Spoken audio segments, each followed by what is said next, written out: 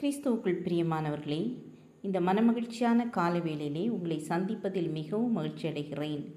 இன்றைய தினம் நாம் தியானிக்க இருக்கிற வசனம் 1 சாமுவேல் 6ஆம் அதிகாரம் 20ஆம் வசனம்.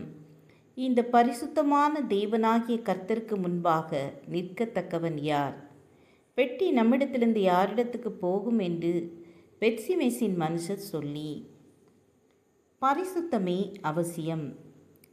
பூசாரிகளும் மந்திரவாதிகளும் தவறான ஆலோசனையை கூறினர். தேவனுடைய பெட்டியை வெறுமையாக அனுப்பக்கூடாது. தங்கத்தாலான 5 உருவங்களை தோள்கட்டியின் சாயலிலும் 5 சுண்டெலி சாயலிலும் செய்து அனுப்ப வேண்டும் என்றனர்.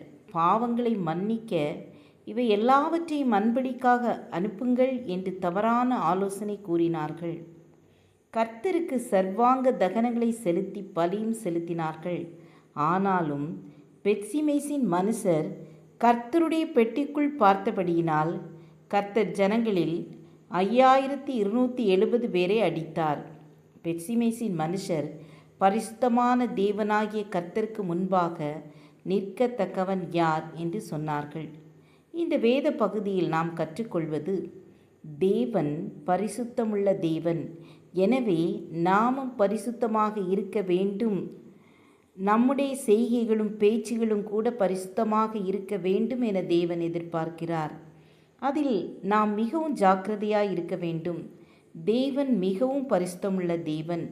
கோயில் மணி என்ற ஒரு தகப்பனார் ஒருவர் மிகுந்த தேவ பக்தி உள்ள, கர்த்தருக்கு பயப்படுகிற மனிதர்.